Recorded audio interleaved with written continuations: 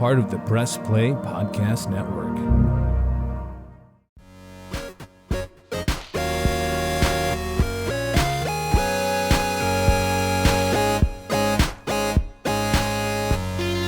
Welcome to the Chase Smith Podcast, a conversation on current events and culture. We're proudly part of the Press Play Podcast Network, empowering diverse voices to launch professional, engaging podcasts. A very special episode today, and to help me, I called in the big guns. I called in the relief because I needed some help. I always need help.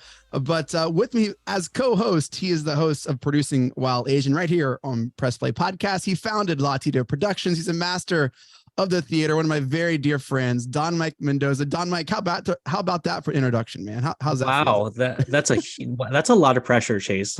Like, people are gonna listen to the podcast like, oh my God, this guy. Like, I'm just a guy who produces theater and sings sometimes. But you're I'm an happy to be guy. here. And Thank you're you. genuine, and you're the best. And I don't think it's a lot of pressure because it's all true, man. It's all true. It's all true. Well, thank you. I appreciate that. And it's, it's a fun life. So yeah. I'm excited to be here with you and co-hosting. Like, after being on the podcast as the interview subject, I'm excited to help you interview someone new. Yes. And to do that with us today, she's currently, and this is another really cool introduction, which is really neat. She's currently touring on the legendary hit Broadway musical HADESTOWN. You can purchase tickets at HADESTOWN.com. She's currently in Nashville. Ladies and gentlemen, Cecilia Trippiedi. Cecilia, thank you for joining the Chase Smith Podcast. How you doing? I am great. How are you? I'm great. How's Nashville? Nashville's cool. We've been here, I think, 3 or 4 days at this point. I haven't gotten to see too much, but the energy here is awesome. Good. I want to talk about HADESTOWN and all that stuff here in a little bit, but is traveling kind of nuts? Like, what's the longest stay you're at any location? Is it like a week, 2 weeks? Like, what is that like? So we're on a CETA tour, which is a short engagement tour. So I think the longest stay that we've had has been 5 weeks, but that was like a one-time occurrence. We're usually going week to week. Sometimes we have 2 weeks, which is chef's kiss amazing. But usually we're 1 week here, 1 week somewhere else, back and forth. Does this tour have the possibility of being longer, or is this just like it has a beginning and an end? So right now the tour is open-ended, along with a lot of the contracts on the tour. They're open-ended. Right now we have dates through 2024. We have a longer sit down in, I believe, Toronto, and we're hitting Canada next year. And those are some longer stays. But it just depends on the venue and the demand from the customers in each city. So like, we have 3 weeks in Cleveland coming up in the winter, which I'm super excited for. But conversely, we have like 5 or 6 weeks in Florida coming up for Christmas, but it's like a week in Naples, a week in West Palm Beach, a week here. So it just depends on the city. So when you're in Cleveland, that means Chase and I have to collectively come to the middle and see you, because I'm in Pittsburgh and he's in Columbus. So we'll just like kind of like to the middle and come and say hello. So tell us a little bit about your background and how you got into the theater space and performing, and kind of what landed you here today. Yeah, absolutely. So I grew up in a very musical family, I would say. My mom is a music teacher. She directed my shows at my grammar school when I was growing up. She's still a music teacher at the school that I went to from 1st through 8th grade. My uncle is a professional opera singer. He teaches voice at DePaul now. My other aunt is a music teacher. My grandmother was a stay-at-home mom and was also in a barbershop quartet with 3 of her best friends through most of her adult life. So music is very strong from both sides of my family. So I knew from a young age that I wanted to perform. I loved dancing, singing, acting. I didn't know exactly what I wanted to do. For a while, I was like, I want to be the winner of So You Think You Can Dance. Like, I want to be on American Idol, because that was how I was really exposed to commercial theater, commercial dance, commercial singing. I did Annie when I was 12, I think, at a community theater. And doing that show, for some reason, I was like, this is what I want to do. Like, I want to be on stage. And luckily my parents were super supportive of that. And my mom was like, great, cool. So like, let's start looking into what you can do. Where's the best place for you to go to high school? And usually when it comes to the arts, public schools are usually where it's at because that's where the funding is. So I went to Sandburg High School, which is in Orland Park, Illinois, which is where I'm from. They have a great choral and theater department. Went there, loved it. Then we were looking at colleges. So we're like, okay, so what are we looking for in a college? We're looking for something that is acting, singing, and dancing. We want to be able to dance all the time. I wanted to be as well-rounded as I could have been. So I ended up going to Otterbein University, which is in Westerville, Ohio. It's about 20 minutes away from Ohio State. It's a conservatory-like program. So I graduated in 2020 with a BFA in musical theater and a dance concentration, which is essentially a dance minor. And moved to New York in January of 2020. I was doing an internship with a casting. Yeah, it was crazy. I was doing an internship with a casting office for my final semester of school. And everything obviously shut down. So I went home for a couple months because I had just moved to the city, moved back to New York in July of 2020. And I have been there ever since. So it was a pretty ridiculous start to my career. And I had worked professionally a couple times in college. Like over the summer, I would go and work at a professional theater I did one in Utah and I did one in Wichita. But that was kind of my big start. And luckily I was able to sign with an agency right before the pandemic, like January 27th of 2020.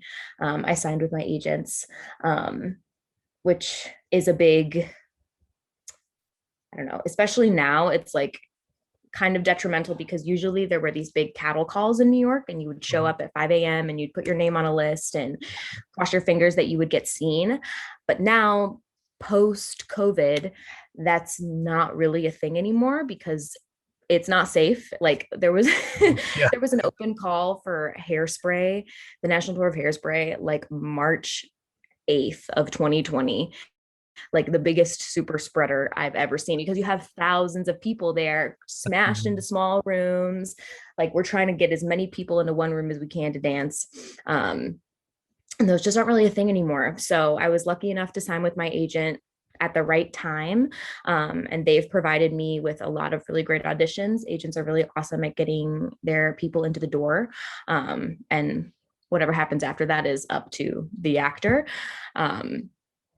So I went back in July of 2020. Things really weren't happening until spring of 2021. Things started to kind of come back. So I was definitely put to the test of like, because I wanted to be in New York. I didn't want to be with my parents. I wanted to be in that city environment, but the city didn't really exist still. So I was working multiple jobs. I was catering, I was serving, I was nannying, I was working remotely as a recruiter, like doing a million different things, just trying to stay in the city because I knew it would come back. And I knew that that's where I wanted to be. And that's where I had to be to book a job like this. Unfortunately, there's no like nationwide search for Broadway. It's like, we're holding auditions in New York on this day. Are you going to be there? So I did a couple regional things from pandemic to now, but I ended up booking the HADESTOWN tour in late June of 2022. I joined early July, and here I am. Here you are. Yeah. You know, Cecilia, that music pedigree and that grind just makes so much sense because when we met in the Chicago area and we both worked for a company called Premier Princess Party. Shouts to the OG P3, I guess. I don't know. Maybe right. That's where P3 was in my brain. We were at some park and I think I was Spider-Man. It was like one of my first times with them. And at some point I heard someone singing, I think you were singing Let It Go. And I was like, holy crap, that's excellent. And you were working, I don't know if it was the same spot or different part. But so, all of that makes so much sense. It is a grind to, whether it's follow your dreams, and especially it seems like in musical theater, that's not something that I like can like really connect with just because I've never been in the music theater scene. But I feel like I understand the drive you have to have, the perseverance of, hey, sorry, we're going to go with someone else. And just to keep putting one foot in front of the other, Cecilia. So it's cool to see kind of all of that make so much sense. How was your experience with Premier Princess parties? I mean, that was pretty. Oh, it was good. It was a great thing for me to do. And I did it in high school, and I was able, like when I would come back for like Thanksgiving and Christmas when I was in college, I was able to pick up a couple shifts, and it was really solid for me, because when I was in high school, it was very hard for me to like hold a consistent job because I was in dance class. I was lucky enough to have the resources from my family to be able to do stuff after school every single day. So like I would go to school, I would either have, and then I would go to dance. I danced probably like 6 days a week, right after school, or I would be in the musical at school, or I'd have choir. So I did a lot of after school activities. So having a job on the weekend was essential for me. And it was also a job that was like very specific. So the pay was pretty good for like it really a 16-year-old.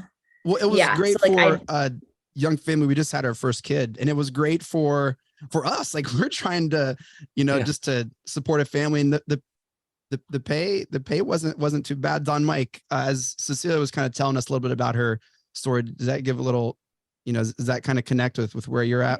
Yeah, being in the arts, right? You have to find those survival jobs, and to get by, especially when you're in school, especially when you're trying to figure out your kind of training on top of your life skills, on top of growing up, and then hopefully going into the quote unquote real world one day. But scheduling it's bonkers, especially for people that are in the arts, because like we're not your typical like I go to school and then I come home and do my homework, or like I go to class and then I go to like my work study during the day, and then my evenings are free. Like everything we do happens in the evenings or on the weekends, and are piled on top of all the other 9 to 5 stuff that people do in their days. So yeah, it's there's much respect that I have for people like Cecilia who, pound the pavement and do princess parties on top of studying, on top of auditioning for national tours. It's a lot. So, yeah. What's the weirdest job you've ever had outside of playing Anna forever? Have you had any strange gigs that you've got pulled into? I mean, definitely the catering gigs can get crazy and weird. Like I've had to sign, especially in New York, like I've had to sign like NDAs for weddings that I have served at. But I would tell, it's funny, I take Spanish, and I was talking to my tutor. I've had her for over a year, and she's always so shocked before this tour. I'm like, oh, I'm going to go do this, and I'm going to go do this. And she's like, oh, Cecilia, like you're so talented. I was like, you have to be able to be adaptable, especially in New York. Because it's so expensive. Everything is harder. Like, that's just what I tell everyone. I'm like, if you're going to move to New York, like doing laundry is harder. Getting groceries is harder. Getting to your apartment is harder. Like, it really is a great character builder moving to New York. So if you are going to survive there, you kind of have to have the mentality of like, okay, I'm going to do this. We'll figure this out. Like, I'm going to do it. I think I'm skilled enough, and, fingers crossed. Have you, brushed alongside some of your influences or people that you've just been like, oh my gosh, I followed your career, or anything like that in your journey yet? Not with specific people. I don't think I've worn some very special costumes that have been worn by people who I've looked up to. I did a production of a chorus line this past winter with Bjork Lee, who is an original company member. And I was able to wear, I think I wore Rochelle Rack's costume, and then I wore Jessica Lee Golden's, like won the gold costumes when they come out at the end. Yeah. So I was a little starstruck by that. Right now I'm working with Lana Gordon. She's our Persephone for a limited amount of time here at HADESTOWN, and she's just had She was in the original Broadway cast of The Lion King. She's going back to Chicago to be Velma Kelly for like the 5th time after her time with us. And just being able to work with her, I was so starstruck. I'm like, you're so awesome. Like, and being able to work with those people and now seeing them as colleagues is something that's really cool and really special. That's great. Yeah, isn't that the best when they turn out to be so nice and so helpful and so encouraging? I think is the other one, because like sometimes you think about quote unquote famous people who are like you see like in TV where they're like always bitchy and always like, you know, trying to push down the people that aren't them. But you know, when you actually meet people like in the industry who are lovely individuals, you know, it's just that much more encouraging to keep going, because you know, obviously you want to be that person one day who's like really nice and encouraging to the next generation. So yeah, that's probably why she's doing this podcast. It's supposed to be nice. I think that it's at this point, especially post-pandemic, like you kind of I feel like people are done with the divas at this point. Like it's not common at all that I have seen, because it's like, how are you really that good that we're going to put up with this? And at this point, there's so many good people in this business that the people who work again and again that I have seen are just also really great people. Great. Well, you are one of those really great people. We're going to take a quick break. I want to hear about HADESTOWN, and we'll be right back with Cecilia Trippiedi. HADESTOWN. Thanks.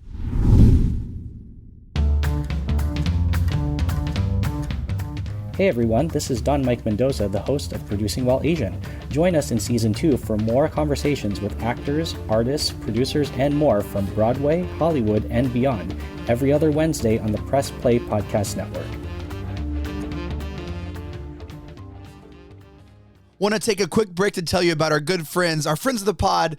They've been with us before, Shart.com. Now, before you laugh, listen, Shart.com is the best. Shart.com offers the very best t-shirt frames on the market. It's as simple as that. It's so good, some call it art for your shirt. You know, shirt art. Shart.com is perfect for that shirt folded in the back of your drawer that is too sentimental to donate or throw away. Purchase one of these incredible frames ready to hang and display that shirt with pride. Shart's foam inserts and high-quality frames prevent you from having to cut your shirt and will keep your memories safe and beautiful for years to come. It comes fully assembled with turn buttons, real glass sealed in place for safe shirt framing, and 2 sawtooth hangers nailed to the back of the frame so you can mount your piece of Shart either horizontally or vertically. It's super, super simple to put together, to hang on the wall. I love my Sharts. I have Sharts in my office at home, Sharts in my office at church. I use Sharts all the time. Shart acts as a great decoration for your home, retail store, office, bar, restaurant, school, gym, shop, man caves, and even studios. It's super simple to set up. I have 5 of them. I'm telling you, they're great. You're going to love it. And partnering with us, they can offer you the very best prices on the very best shirt frames. Only for the Chase Smith podcast listeners, you can use promo code CHASE at checkout to save $5 off an order of the original 11x14 black frames. Limit 1 use per customer. Offer is good through the end of the year. Again, use promo code CHASE at checkout to save $5. Go to Shart.com today to begin your order. Hey everyone, it's JD from the Hyman Podcast. Backed by popular demand, I'm excited to let you know that new episodes of the Hyman Podcast will drop every other Monday on Apple Podcasts, Spotify, or wherever you listen to your podcasts. We're going to continue the conversations we started last season and keep having those hard conversations. There is so much in store for you this season, and I'm excited to share it with you. Subscribe today so you don't miss a single moment. The Hyman Podcast, part of the Press Play Podcast Network. Want to take a quick break to tell you about our good friends at Sneakerhead Golf Company. Sneakerhead Golf Company turns recycled jerseys into your favorite golf head covers. I'm talking about putter covers, wood covers, driver covers. They do it all. They also sell awesome stickers, accessories, and other apparel I'm sure you'll love. So check out sneakerheadgolf.com to see what they have in stock. Or you can even have your own favorite jersey or hoodie turned into head covers. You're absolutely going to love it. I got myself a red 23 Bulls cover for my 3-wood, and it looks perfect in my bag. You know the phrase, look good, feel good, play good? Well, let me tell you, you're going to look good no matter your game with Sneakerhead Golf Company. Use promo code ChasePod15 at checkout for 20% off your entire order. And listen, Christmas is right around the corner. Tell your loved ones that you want a new cover for your driver or your woods or your putter. Head over to sneakerheadgolf.com and send the link to your loved ones today this holiday season. You can also check them out on Instagram, Sneakerhead Golf Co. They have all their stuff there that looks great. Sneakerhead Golf Company, changing the game one bag at a time. Let's do it, people. Hello, Brooks here with the Books with Brooks monthly book club podcast. Here's how Books with Brooks works. We read one book a month, and then we talk about it. Classics like Stephen King's The Shining, debut novels like We Are the Brennans by Tracy Lang, and tons of other compelling, life-changing stories, one book and 1 month at a time. So come read along with us and then listen in. We are back on the Chase Smith podcast with a very special guest host, Don Mike Mendoza and Cecilia Trippiedi. I got it that time, right? Yes. Amazing. Right. Yes. Woo! Third time's a charm. And we're going to talk about HADESTOWN, which is a really fun Broadway. How long has HADESTOWN, Cecilia, been, when did it premiere? Do you know when it premiered? It premiered on Broadway in 2018, I believe. So they've been on Broadway for about 4 years. Okay, cool. And it's this reimagining of a ancient Greek myth, right? Of Orpheus and his love for Eurydice. Eurydice, thank you, Don Mike. Thank you. Thank you. And it tells this tale of their love. And it has I was shocked at the ending. We actually saw this when it came through in Columbus. I think it was the first show after, it was the first show in the Columbus Theater that was opened after the pandemic. And we didn't really, my wife and I didn't really know what to expect. We weren't familiar with the story. Love the music. I wanted a different ending. I'm not going to lie. I wanted a different ending. It's this really unique show. I love the style, everything about it. So you mentioned it at the jump, you auditioned in June. Was this a show that you were really, really familiar with, or were you just like, oh, this could be really cool? I never thought that I would be in this show. I think I thought it was like too cool for me, because there are just some really cool people in this show and the music is so awesome. Actually, my partner is also on this tour. So he booked this tour back in February. So that was kind of my introduction to it. We saw the show on Broadway, I think in January, and we really liked it. But didn't think too much of it. He booked the show. He's also a swing in February. So I became very familiar with the show as he was learning it. So we cover together all of the worker tracks, and he also covers Orpheus, who is the lead. What do you mean by cover? So what does that mean when you cover? Yeah. Sure. So cover is another word for understudy.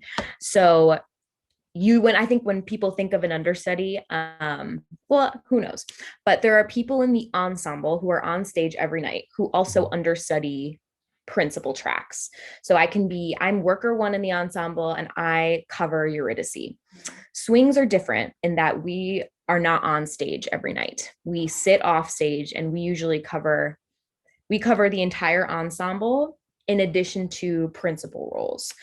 So it depends on the individual, but we are at the show every single night, sitting backstage, essentially there for safety in case someone gets sick, someone gets hurt, or like we'll get a call before the show and be like, hey, you're on for this.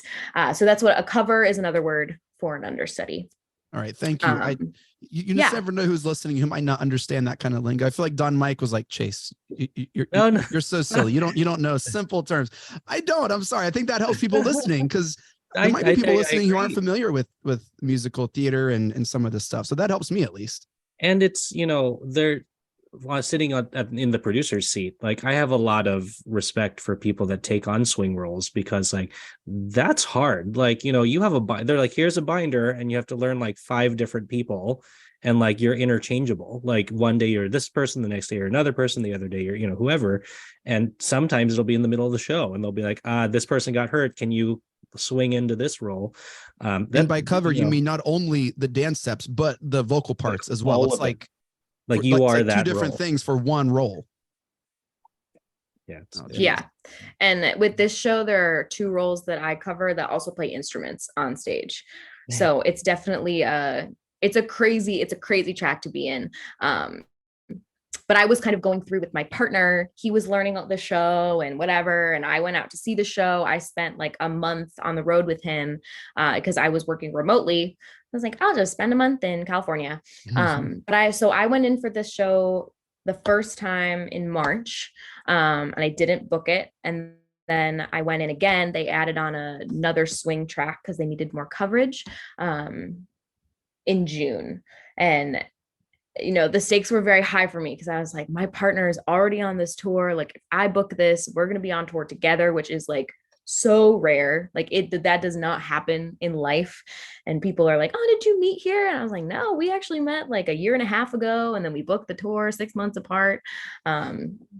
So I was definitely very exposed to the show, especially the tour version of the show, because the tour version is a bit different than the Broadway version. And I think that definitely gave me a leg up when I went in the second time, because I knew the show, I knew the people in the show. I kind of had an idea of what they were looking for. But most of the time, that is very much not the case. So how do you, because I know when I'm in actor mode and I'm in a musical, these songs get all up in your head and they get stuck in your head and you dream of these songs and you go to sleep and wake up and they're all there. How do you deal with that phenomenon, being in a tour, doing the show, 6 to 8 times a week in different cities? How do you turn it off? I guess, what is your self-care remedy in those cases? Because I know, as beautiful as the music is in Hadestown, sleeping and dreaming and eating and breathing it every day, you have to get to a point where you're like, I need to listen to Beyonce for 12 hours. What do you do to kind of keep yourself going and not tired of what you're doing all the time? Yeah, tour is definitely a bubble. That's a word we like to use because it's very much like, this is our family, quote unquote, because these are the people that we see every day. We're in a different city. We're sleeping in a different bed. So I think it's important. I've been like, last time I traveled, not with the company, I took the buyout and my partner and I traveled on our own. And that was so nice. And I love the people here, but spending every single waking moment with the same group of 30 people can just become a lot. And then they're talking about the show. And I'm like, nobody talks about Hadestown on Monday. This is our day off. Nobody talk about the show. Nobody sing from the show. So I definitely think trying to get out of that bubble is really important. And it's something that I've found myself caught in, of just kind of this Hadestown is my life. But it can't be, or else it's too much. So really just trying to call people who aren't here, talk to my parents, talk to my friends who aren't here, and just remember that there is a world outside of this. And I mean, even TV and movies, during the pandemic, they're very much an escape. I don't really listen to musical theater very much because I'm in a musical for my life. So I've been watching all the Pirates of the Caribbean movies. We have a Dungeons and Dragons group here, and we meet and we play D&D. Oh my gosh. And I've never done it before, and I was so nervous, but it is so much fun because it's just an escape from this world that we're living in. D&D with a creative arts group is probably insane. Oh my goodness. It's so fun. It's so fun.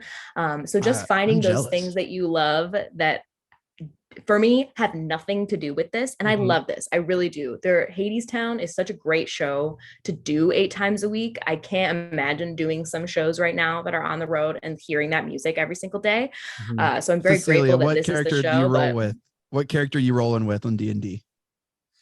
I am I'm a wood elf. Okay. All right. I didn't know if you're going orc barbarian or something way against No, I picked someone who's pretty close to me. She's very stealthy, quiet. She steals. Her name is Fina. If someone rolls with a bard, are they ugh, really? Musical theater going with a bard? That's my partner. He's a bard, and he brings his guitar to every session and will play us in, and he'll play songs. It's a lot of fun. No, that is so cool. I gotta admit, we were a little late when when we went to Hadestown. So it took us a minute to understand what was going on. Plus I'm really not that smart. It takes me a long time to like understand what I think I just overthink it. Yeah. But I know that I've appreciated Hadestown the more I go back and think about it. Because I always appreciated the music, but I was trying to get a sense of the story. I think what I'm trying to say is I think when it is watched a second time, I'm going to really be able to maybe understand or appreciate what's going on more. The first time I was just trying to get caught up, and it took a minute. You guys, I feel like you just see something, you automatically like get a sense of what's going on, and it takes me a minute. Like there are definitely shows that that happens, but then there are shows where I'm like, wait, what? Like it takes me a minute to like really settle in. Or you go into a show, and feel free to agree or disagree, Cecilia, but like you go into a show and you have preconceived notions about what it's going to be, and then it's like absolutely not that, and you like are at intermission and you're like, wow, like I was wrong, or like, or you thought you were gonna like something you didn't, or whatever. So no, I don't think you're alone in that, Chase. Like there's definitely different versions of that for sure. Yeah, I think even I learn something new about the show every night because it's so layered, especially this one. Like you have the whole thing is sung through, so you're constantly listening to like different songs. You have multiple characters, you also have your narrator. So I know I totally feel that. And there's so many themes in this show also. So like someone can leave thinking it's about this and someone else thinks it's about this, and they're all right. But this one specifically, I don't think you should beat yourself up about it at all. I just feel so inadequate right now, like talking musical theater.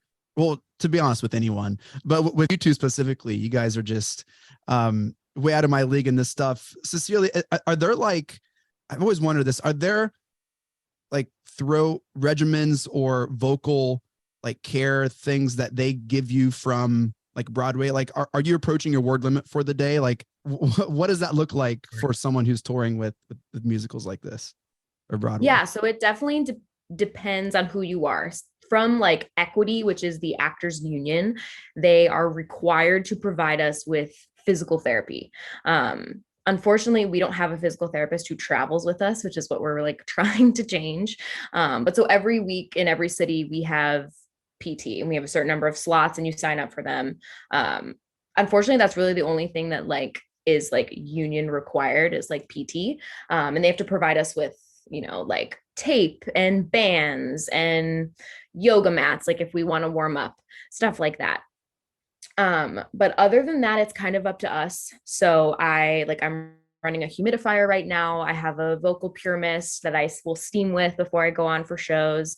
I have a pretty regimented warm up before I go on for the workers, which are the ensemble, because it's a very, very physical show. It's a physical show for everyone, but depending on which track or which role I'm going on for, I have different warm up. So for the workers, like I'll really warm up my feet, I'll really warm up my legs, because it's a lot of like bent over plie moments. If I'm going on for one of the Fates who play violin or accordion, I'm really warming up my shoulders. But as a swing, which is one of the nice things about being a swing, I'm not on every night. I don't have to live as if I'm doing 8 shows a week. And some weeks I might do 8 shows. But like our Orpheus and our Eurydice, who do 8 shows a week, especially our Orpheus, who's like singing in the rafters, that man lives like a hermit. Like we do not see him. He does not. He speaks like this. He speaks very softly.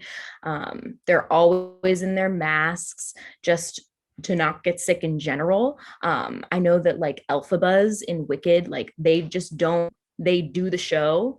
And that's, I think, a part of the reason why a lot of people don't stay in that role for a long time, because like it's your whole world is being able to sing that 8 shows a week. So it depends on the person, it depends on the track. But that is one of the nice things about being a swing, is like I can go out some nights and like sing karaoke, because I may or may not have to go on. And if I do, I have had the last couple of days to rest up. So it totally what depends. A treat. Someone on Broadway stopping in some place and belting out some karaoke. That would just like bring the house down. Do you have a favorite drink concoction? Is there like a special drink you're like, I need a little bit of this, a little bit of lemon juice, a little bit of this, a little bit of like, what is your go-to throat drink? I would say hot water with apple cider vinegar, honey, and lemon. Ooh. It tastes horrible, but Yeah, that sounds pretty atrocious. That but got Don sure Mike's attention. Have you heard of that one, Don Mike? And I'm like, ooh. Have you heard of that one, Don Mike? You kind of like perked up a little bit there. Yeah, I definitely have heard of like different concoctions of those things, like different versions of what you mentioned. But yeah, sounds like it tastes like trash fire, but I'm sure it's great for your vocal cords. Add a little fireball that might help. I don't know. The drink there. I don't know. Don Mike, do you have a favorite like throat concoction? I'm a really bad voice person. Like every person in the theater industry should like slap me across the face. I'm really bad at taking care of my instrument. And so like I do know what doesn't work for me. Like I do know that if I'm in a cabaret or in a concert or whatever, like whiskey Coke is off limits, cannot drink because that will dry out my throat and like kill me. But I definitely try to drink a lot of warm liquids like tea or or straight up eat honey just like right into your mouth because it's like very good for soothing that. But also it's not really a drink, but I don't know if you do this, Cecilia, but like potato chips, like before Lay's. Shows. Lay's potato chips, like the greasiness the oil is so good. Or like gummy bears is another one, which is good for just like lathering it up so that you can sing well. But yeah, I think for me, I'm more basic, so I do like more tea, like tea, honey, things like that, but not teas that dry you out. Yeah. What are your no-nos, Cecilia? Like, for me, Coke and whiskey, no. Like, what is your like? I can't have that. I'm in a show. Anything with super high dairy. So it was funny. We did one of our cast members did an Instagram takeover yesterday for like the Tennessee Performing Arts Center, and she went around and asked everyone what their coffee order was, and I don't think a single person had dairy. It was like almond milk, oat milk, soy milk. So I would say dairy for sure, and then like drinking the night before. Like if I know I have to sing, I'm definitely not consuming alcohol the night before. But yeah, I don't think my voice is too touchy in that way yet, fingers crossed. But really just dairy I try to stay away from if I know I'm going to have to sing. I always forget that sometimes. Like I was doing a concert in DC and I ate like cheese, and then I was like, oh, I have to sing in like 20 minutes. That was probably a bad idea. So I forget. I'm not as disciplined, but yeah. Cecilia, one last question here, and then I'm just so grateful for having you with us today. Do you have a favorite track in HADESTOWN? Like, if that might be a hard question because you're around it so much. Do you have a favorite track, or does it change every like depending on the mood or the whatever month, week you're kind of in? Yeah, I think it depends, and it depends on like. It's funny because people will ask like when I debut a track or if I do a track that I haven't touched in a long time, like, it's too fun. And I'm like, no, like, I'm just trying to make sure nobody gets hurt. Like, that's kind of the number one thing for us because the onstage company has their show. And when I step in, I'm trying to bring my authentic self to it, but also stay within the realm of what already exists. Just for everybody else's comfort and safety. So I would say my favorite right now is probably Fate 2. That track is the one that doesn't play an instrument. They play like percussion. So I have like bells on a string and like a tambourine. It's just way lower stakes. The vocal part is probably the hardest because it's right in it's the middle. But it sits really well in my voice. I don't have to like be at one end of the spectrum or the other if I'm singing the soprano line or the alto line.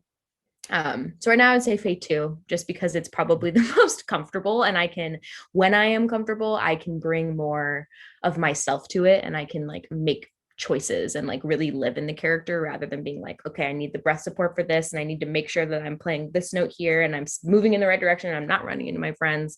So I would say Fate 2 is probably my favorite right now. Gosh. Well, you are our favorite. Cecilia, thank you so much for hopping on the Chase Smith podcast. Congratulations on all your success, and we can't wait to see what the rest of your career looks like. That's incredible stuff. Amazing. Let's be Instagram friends. I'm going to follow you. Absolutely. Yes. Love Thank it. you so much for having me, Chase. I appreciate you having me on here, even though it is, Oh, yeah. I know it's not your high level of expertise, but I think that's amazing. Well, I think I always enjoy talking to really probably just anyone, but this especially, it's so cool. When I saw, I think when you announced you were joining the cast, traveling, popped up on my Facebook feed. I was like, that is so freaking cool. And, appreciate you being willing to come on. And that does it for this episode of the Chase Smith podcast. Thank you all so much for downloading and listening. Shouts to our sponsors for this episode, Sneakerhead Golf Company. Don't forget to use code ChasePod15 at checkout for a discount.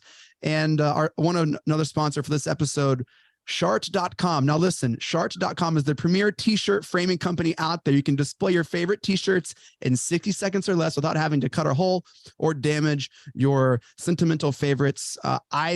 I love my pieces of Shart that I have. They're up on a wall behind me. They're in my office, and I can't get enough of them. Check them out, Shart.com. Shouts to the Press Play Podcast Network for making this possible. You can follow us online at Press Play Pods. Visit our website at pressplaypodcast.com to keep up with all of our shows, network news, and sponsorship information. Let's plug some stuff. Don Mike, first, tell us about what you got coming down the pipe, man. Where can we check you out, follow you, and see all your amazing theater stuff?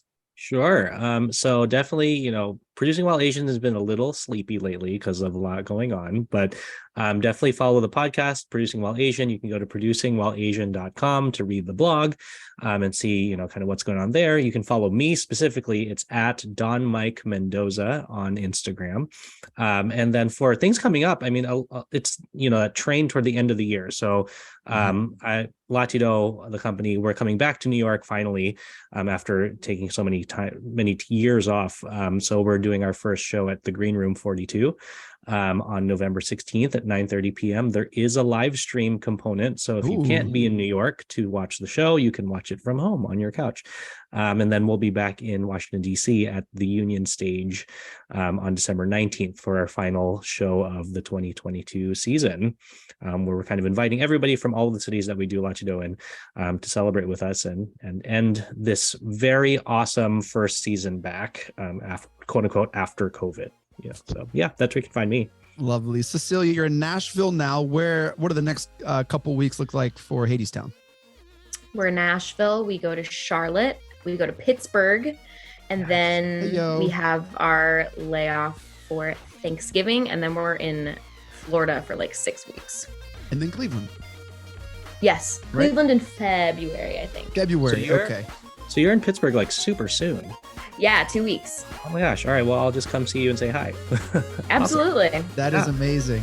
I love that right there. Well, this has been so much fun. Thank you all so much. And safe travels. Good luck, Cecilia. And thanks again for coming on the show. Thanks for having me. All right. See you guys.